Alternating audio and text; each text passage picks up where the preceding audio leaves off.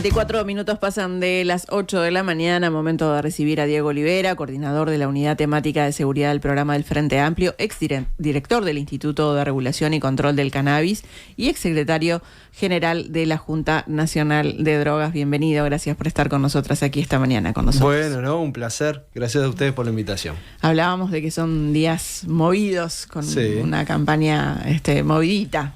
Sí, movidos y lindos, porque bueno, la campaña tiene eso de ir al encuentro de la gente, de escuchar también, de ver cómo rebrota la esperanza, cómo hay necesidad de cambiar, cómo hay necesidad de involucrarse con los asuntos políticos por parte de la sociedad civil, y eso va creciendo, ¿no? Como en estos fines de semana, cada fin de semana es como que uno lo ve un poquito más intenso y bueno, es lindo participar de ese proceso. Bueno, el lunes el Frente Amplio presentó sus 48 prioridades para gobernar. Uno de los 3 ejes refiere justamente a seguridad, un área que tú habías coordinado cuando la elaboración del programa, ¿no? ¿Por qué este tema es central para la oposición, para el Frente Amplio? Bueno, a ver, es central porque es central para nuestra sociedad y los partidos políticos tienen que responder a las necesidades de la sociedad, a las urgencias de la sociedad. Claramente es un tema que los distintos partidos políticos en su acción de gobierno han brindado respuestas, pero no han encontrado un camino claro de resolución y sobre todo de control, si se quiere, del aspecto más duro de la inseguridad, que es el impacto sobre la vida humana. Es decir, en Uruguay se incrementaron sustantivamente las tasas de homicidio. Eso nos colocó en una situación mucho más parecida al del resto de nuestro continente, que es un continente que se caracteriza por la violencia. Y también hay ciertos fenómenos, como el del narcotráfico en particular, que han tomado a nuestro país, que son fenómenos mucho más internacionales, más globalizados, pero que han tomado a nuestro país como, si se quiere, un espacio de logística y de movimiento de cargamentos, y con todo lo que eso implica en términos de el dinero que fluye hacia las economías criminales y cómo el mundo criminal encuentra en esa actividad del narcotráfico una fuente de ingresos que además luego se transforman en contrabando de armas de fuego, que es un gran tema que tenemos en nuestra sociedad, el incremento, la presencia, la disponibilidad de armas de fuego, de municiones, y cómo eso realmente está impactando no solamente en los enfrentamientos entre grupos o personas relacionadas al mundo del delito, y en estos días tenemos ejemplos de sobra, bueno, ustedes lo consignaban en las noticias,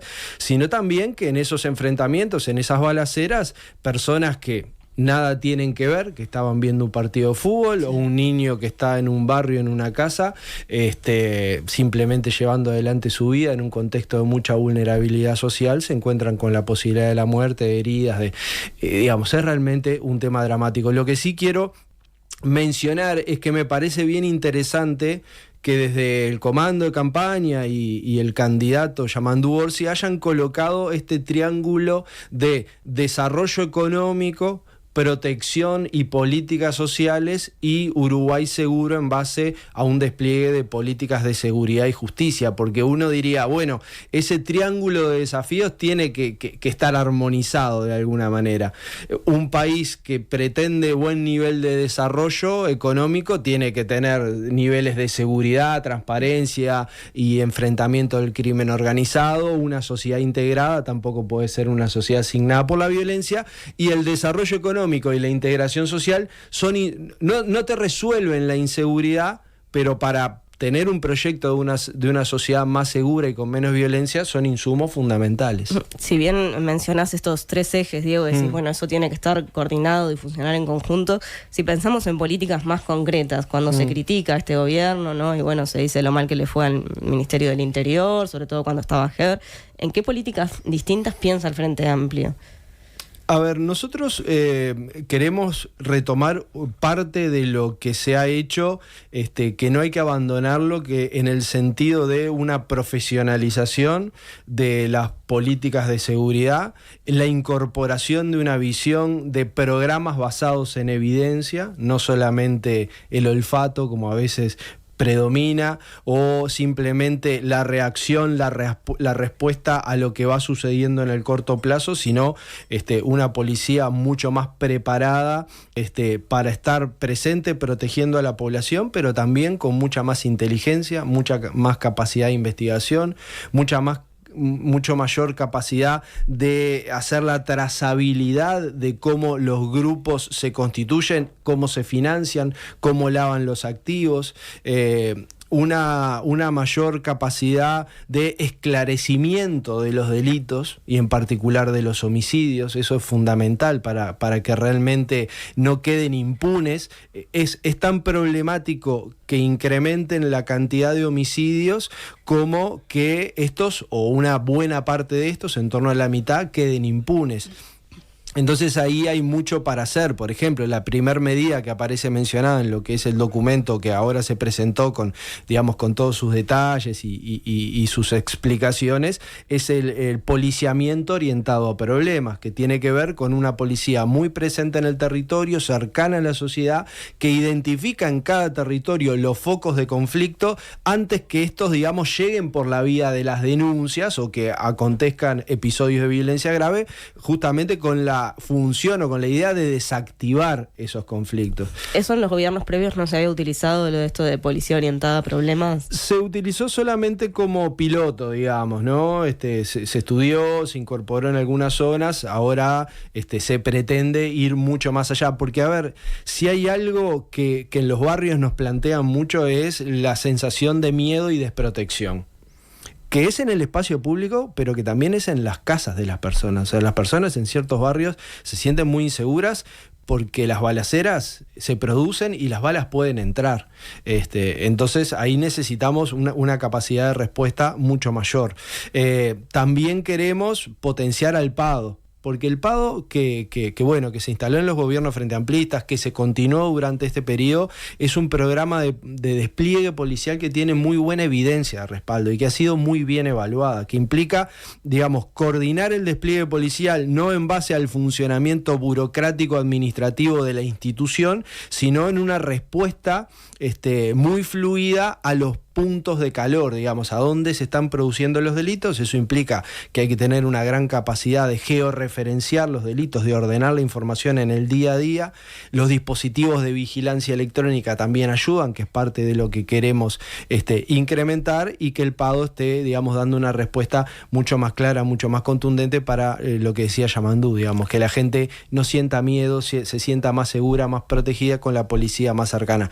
Hay otras medidas también, como el volver a traer a los becarios universitarios a apoyar el trabajo de las comisarías en el componente administrativo y de atención al público, porque nosotros necesitamos a los policías cumpliendo funciones de seguridad, que tampoco es que nos sobren los recursos en la Policía Nacional. Entonces el poder complementar con estos estudiantes, a los cuales también les viene bien tener una primera experiencia laboral, es una cosa, armónica, virtuosa, que ya hacíamos, que este gobierno discontinuó y que queremos potenciar. Y me adelanto a una eventual crítica, no para vaciar a las comisarías de recursos humanos de la policía, simplemente para que los policías estén en la respuesta rápida a los temas de seguridad, y que los temas administrativos, es decir, cargar la información en un sistema de gestión, es algo que claramente puede hacer un funcionario civil. Bueno, el subsecretario del Interior, Pablo Abdala, dijo que no había nada nuevo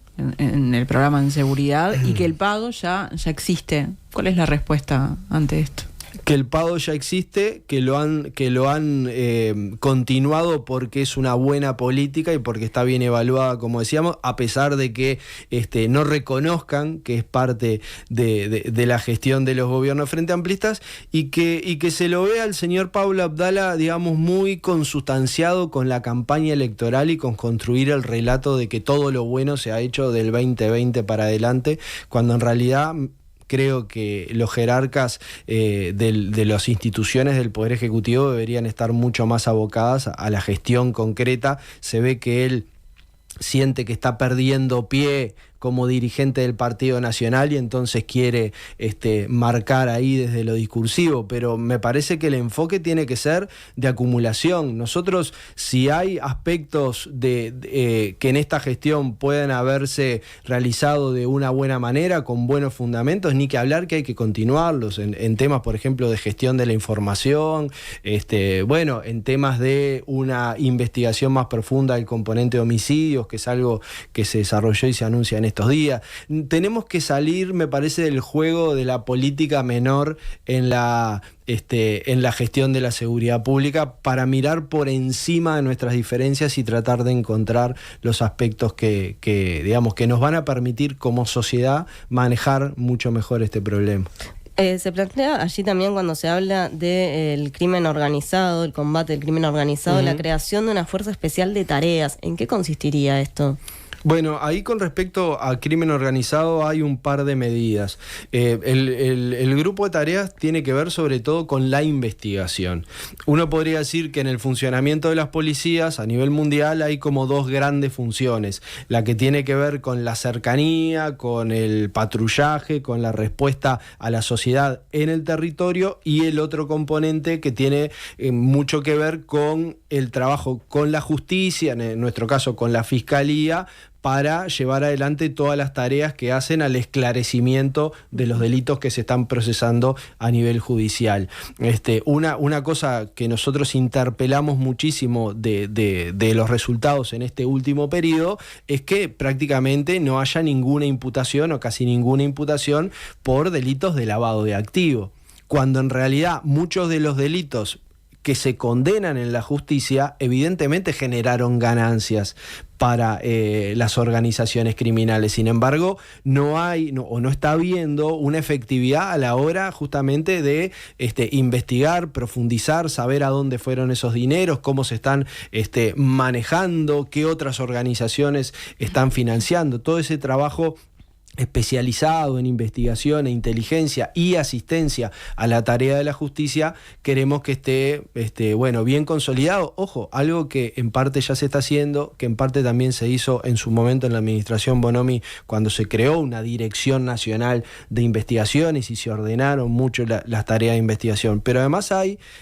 lo habrán visto, un componente de crear un sistema integrado de instituciones y agencias públicas que tienen componentes de información o de investigación sobre justamente el componente financiero y organizacional. Estaba repasando eso, sí. Justamente digo, ¿no? Que acá figura esta fuerza, integrará la Fiscalía, la Secretaría de Inteligencia Estratégica del Estado, que esto lo mencionabas, el BPS, la DGI, la Secretaría Nacional para la Lucha contra el Lavado de Activos, la CENACLAF, son varios los organismos que estarían allí. Exacto, la unidad contra el lavado de activos del Banco Central, impositiva, porque el componente económico del delito justamente transita por distintos carriles que pueden ser detectados no solamente por la policía, sino por otras instituciones, y lo que tenemos que hacer es poner estas instituciones a trabajar juntas.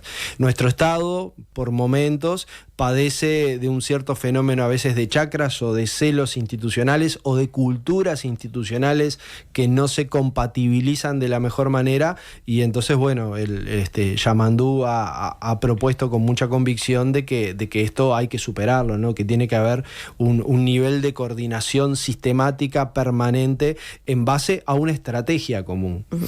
No solamente que la CENACLAF coordine todo esto que tiene que ver con el lavado de activos. Lo que pasa es que la CENACLAF en realidad tiene un rol vinculado al lavado de activos, a su prevención, al desarrollo de las políticas, en algún caso a la asistencia de la justicia, pero no tiene la capacidad operacional que tienen la DGI y el BPS, donde prácticamente se ven todas las relaciones económicas formales o sospechosas de informalidad o eventualmente de apariencia delictiva que pasan en nuestra sociedad. La CENACLAF es más una secretaría de pequeño porte con un alto nivel de especialización, pero realmente la capacidad operativa está ubicada en otras instituciones, y eso hay que reunirlo, ¿sí? Cumplió sobre todo en el periodo pasado un rol muy importante en el diseño de la política de lavado, nuevamente, la capacidad operativa está más dispersa y eso es lo que hay que armonizar. ¿Considerás que hay un debe acá en cómo se ha trabajado con el control de lavado de activos? Bueno, claramente, porque, a ver, no solamente en cómo se persiguen estos delitos, los resultados escasísimos o nulos que han habido, sino algunas decisiones de política pública que han contribuido, nosotros eso lo vemos con mucha claridad, a tener una mano blanda con el delito de los poderosos, a tener una mano blanda con el delito de cuello blanco. Se endureció muchísimo a través de la ley de urgente consideración la penalización y la persecución de ciertos delitos, pero al mismo tiempo se flexibilizó el asunto de las transacciones económicas que pueden realizarse por fuera del sistema bancario, que es el sistema obviamente más controlado. Por otro lado, en el comienzo de esta administración se levantó el funcionamiento del SISTRAC, que es un sistema de monitoreo satelital de todo el transporte de carga, y bueno, y cuando uno ve el incremento de las operaciones de tráfico internacional que pasan por nuestro país y cómo de alguna manera se utilizan a la cadena agroexportadora para mandar los cargamentos de cocaína en bolsas de arroz, en harina de soja, en alimentos que se exportan de nuestro país, decimos, bueno, cuando vos aflojás los controles justamente en ese lugar donde están las mayores vulnerabilidades, estás dando una señal. ¿Sí? Y además uno tiene que marcar una inconsistencia que es muy fuerte. Digamos, en el 2019 el actual presidente, en aquel entonces candidato, se rasgaba las vestiduras cuando había pasado un contenedor, exigía renuncias, decía a voz en cuello que nuestras fronteras eran un colador, y sin embargo lo que se ha hecho no ha sido consistente con aquella visión y con el mandato y con la confianza que la población le transfirió a este gobierno, que no era solamente la represión de los delitos menores, sino también lograr detener el avance del narcotráfico en nuestro país. Y eso no se ha logrado, y por eso nosotros incorporamos algunas medidas, por ejemplo, que tienen que ver con un control de fronteras mucho más agudo, mucho más sistemático. Diego, pensando en el rol que tuviste tú tanto en el IRCA como en la Junta Nacional de Drogas, lo decíamos cuando arrancamos el programa, hay algunos discursos y yo sé que estuviste además debatiendo de alguna forma, ¿no? Sí. Con Lorena Quintana, que es la candidata a vice por Cabildo Abierto, donde ella insiste mucho en esto de que en realidad desde el Frente Amplio no se apuntó a disminuir el consumo, por ejemplo, de marihuana, sino a reducir los daños, y es algo que critica con fuerza. ¿Cómo ves esto?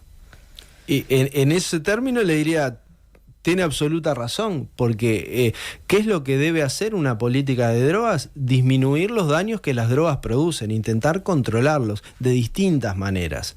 Una de ellas, obviamente, a través de la prevención, de la información, otra a través del tratamiento, pero otra en la cual nosotros también creemos es en la regulación de los mercados. Y reducir el consumo, ¿no? Que es lo que critica.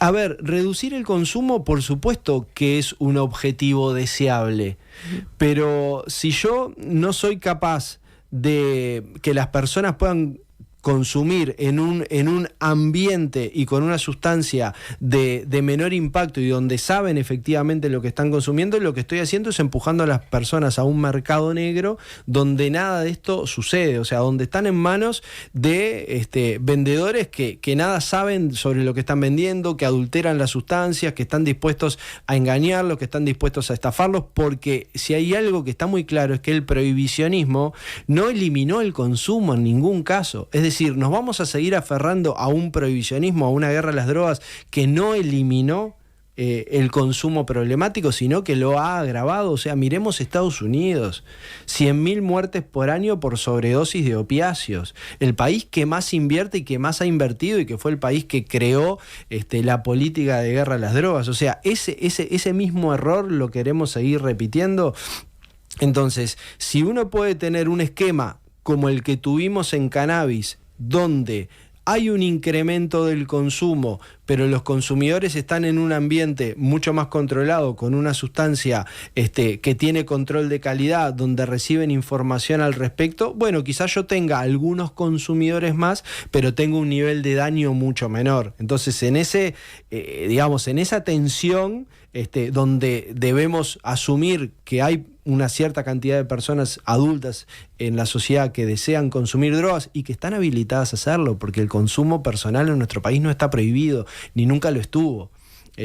Entonces, lo que propone Lorena Quintana y Cabildo Abierto es una fórmula absolutamente perimida, que pasa por venderle un cierto código moralizante a la sociedad de que vamos a combatir las drogas. Pero después lo que pasa en los hechos es estigmatización a los consumidores, es que el narcotráfico tenga mayor espacio y mayor mercado, porque como el Estado no se va a meter ahí, bueno, el negocio lo manejan ellos. O sea, los primeros que festejan cuando el discurso prohibicionista se agudiza son los narcotraficantes. Recordemos, Marcel lo dijo en una entrevista o en un intercambio de los que tuvo con la prensa. Bueno, justamente Quintana dice eso, que tú decís que el Frente Amplio va en camino de liberar el mercado de las drogas. ¿De qué drogas estamos hablando?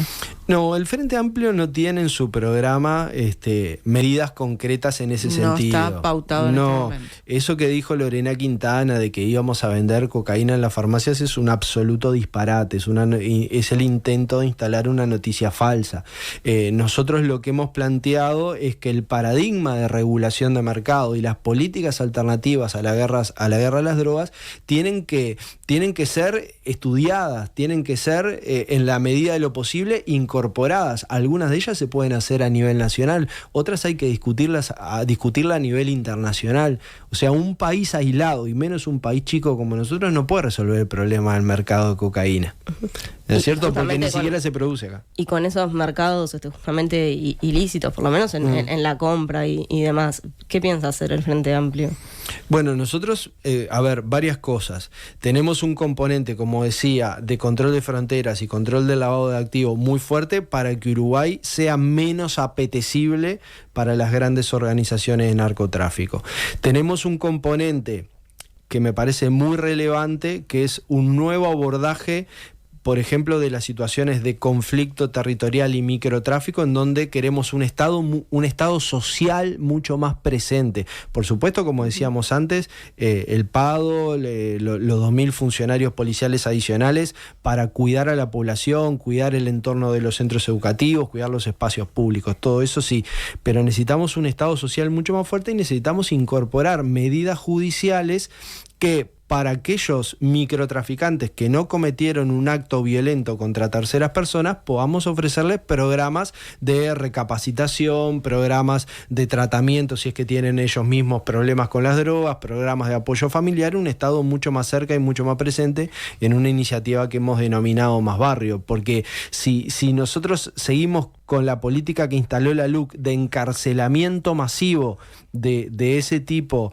de situaciones, lo que hacemos es agravar el problema. En cárceles hacinadas no hay rehabilitación, en cárceles hacinadas se generan las condiciones para que el crimen organizado siga cooptando personas pobres, que son en su mayoría estas que participan de esa función en particular. Entonces, más rehabilitación, más tratamiento de las adicciones durante la reclusión y en el proceso de liberación, y un Estado social mucho más presente en el territorio, sin descuidar estos otros factores de control, como decía, de fronteras y del crimen organizado.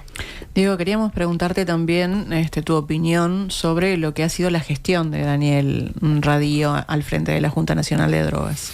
A ver, a mí Daniel me parece una persona excelente en su capacidad política, técnica, en cómo ha conducido. La gran contradicción es que Daniel por momentos, o esa línea de trabajo parece estar sembrando en el mar, porque digamos el gobierno no lo ha acompañado suficientemente, ¿no? Él, por ejemplo, presentó en el piso 11 de la Torre Ejecutiva, donde están los tomadores de decisión, digamos, ha presentado un proyecto para realizar ciertos ajustes en la regulación del mercado de cannabis para que pueda cumplir mejor su función, y ese es un proyecto que ha terminado en un cajón.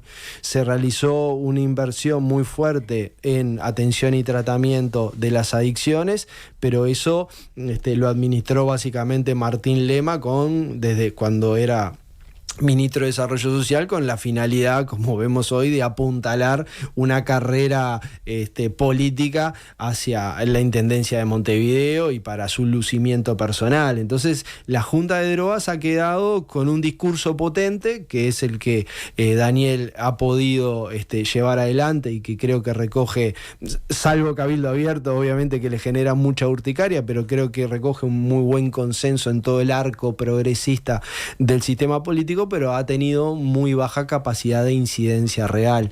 Nosotros queremos justamente que esa visión sea la que realmente ocupe un lugar de rectoría y de incidencia en todas las políticas. ¿Y qué pasa, Diego, para ir cerrando? ¿Cómo ves el cruce justamente entre estos problemas de adicciones y las problemáticas de salud mental? Y bueno, son parte, porque en realidad las adicciones son uno de los tipos de problemas de salud mental que no estamos pudiendo manejar adecuadamente en nuestro país.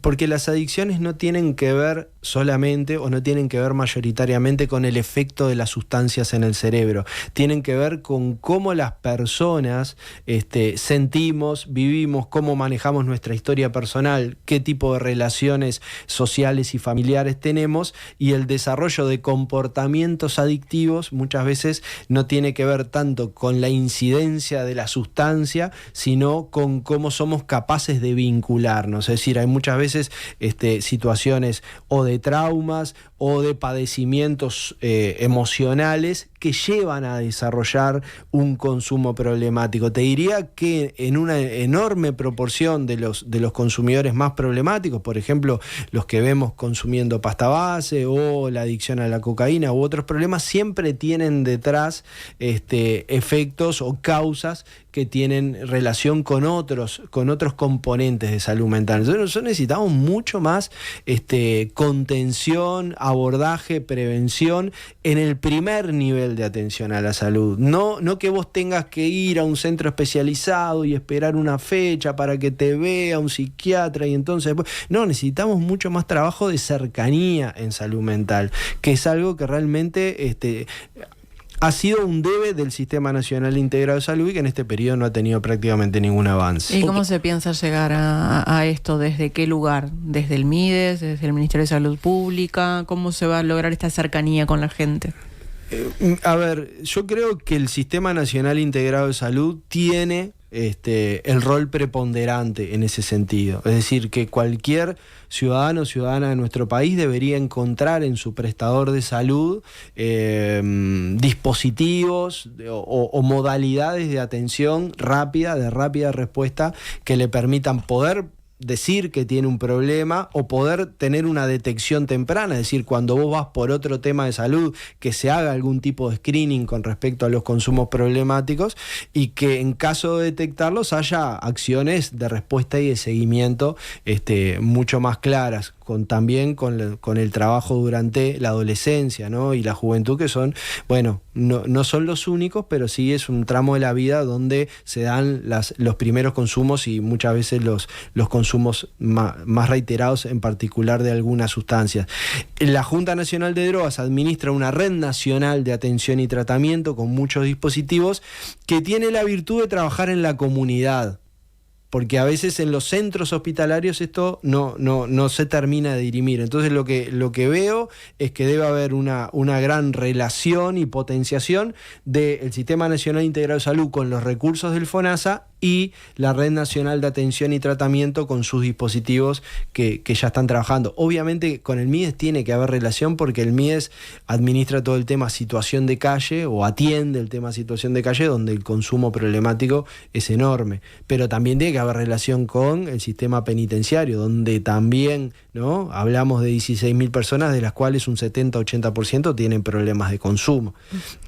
Tiene que haber ahí... El formato Junta Nacional da realmente muchas oportunidades para trabajarlo bien. ¿Y qué está pasando hoy entonces? ¿No se está trabajando bien? ¿Por qué? A ver, yo creo que el FONASA vuelca una cantidad enorme de recursos al sistema, que no me queda claro que le estén llegando a la gente de la mejor manera. ¿Por qué? Porque el Ministerio de Salud Pública no ha ejercido su rol de rectoría como es debido. O sea, el Ministerio de Salud Pública, con una Junta Nacional de Salud que no ha funcionado, con simplemente atajando problemas financieros de algunas instituciones que entran en crisis, necesitamos un Ministerio de Salud Pública que ejecute su rol de rectoría, digamos, que diseñe programas y que luego condicione a los prestadores en su implementación y que haga un adecuado seguimiento. Hoy, ¿quién está controlando los tiempos de demora en la atención? Hoy, ¿quién está controlando cómo se atienden las personas en las puertas de emergencia? Realmente uno ve que los prestadores de salud, las mutualistas, no tienen el control suficiente, y que el prestador de salud pública ha sido debilitado presupuestalmente y en su gestión, ni que hablar, ¿no? Como plataforma de liderazgos o de apetencias políticas personalistas, pero no realmente con una gestión consciente y orientada a las necesidades de la gente. Diego, está pautado para los primeros días de octubre un diálogo abierto, políticas públicas en drogas, un encuentro con expertos. ¿Podés contarnos un poquito de qué va este encuentro y a qué apunta? No sé exactamente, perdón.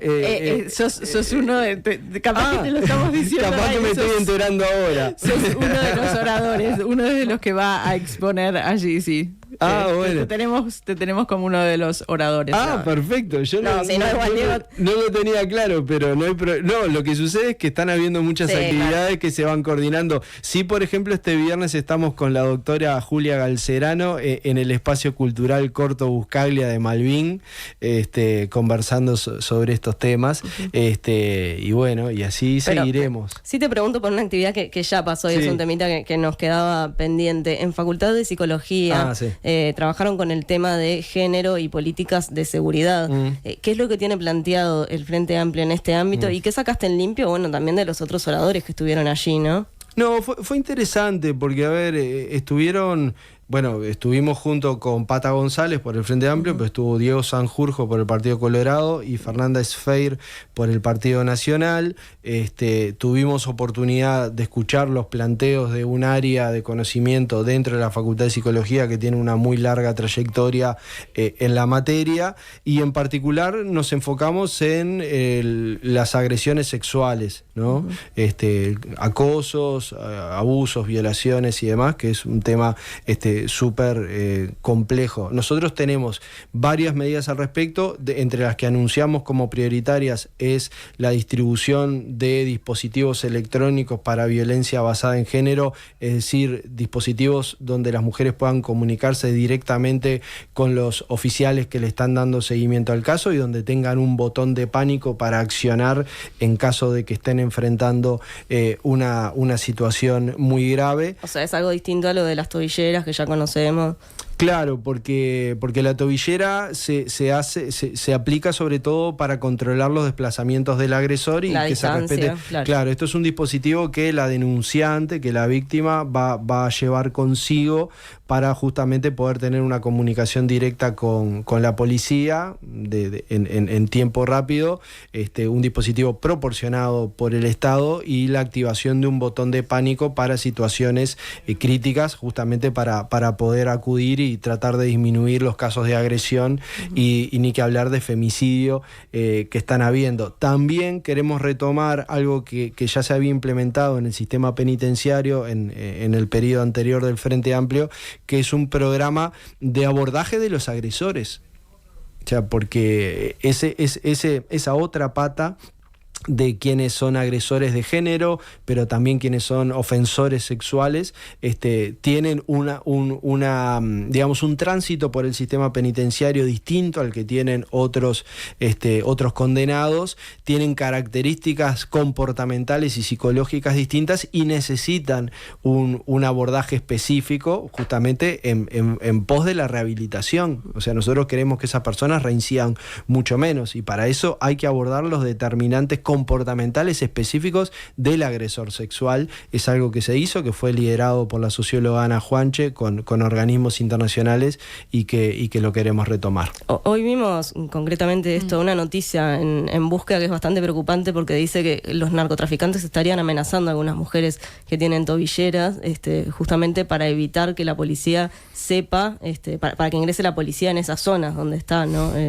La mujer, digo, porque es otro desafío al que se tendrían que enfrentar. No, eso ni que hablar. A ver, el sistema del narcotráfico ha sido tremendamente cruel con las personas que ocupan funciones, digamos, periféricas. Y en muchos casos recurrir a mujeres, jefas de hogar, a mujeres en situación de vulnerabilidad social ha sido una constante, en particular en Latinoamérica. Por ejemplo, las mulas, ¿no? Para atravesar fronteras y aeropuertos, o mujeres uruguayas que son jefas de familia y son obligadas a comercializar o a ingresar o a intentar ingresar drogas a las cárceles. Algo que pasó, ¿no? Que pasó bastante en este último periodo. Entonces, ahí es un caso muy claro de disputa de la legitimidad y del control del territorio. Ahí es donde nosotros vemos que se ha perdido pie por una presencia menos efectiva de la policía, pero que también se ha perdido pie por un repliegue del Estado social con programas, por ejemplo,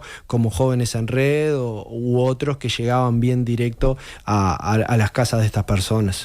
Diego Olivera, coordinador de la Unidad Temática de Seguridad del Programa del Frente Amplio, muchísimas gracias por acompañarnos esta mañana. Gracias a ustedes por la invitación.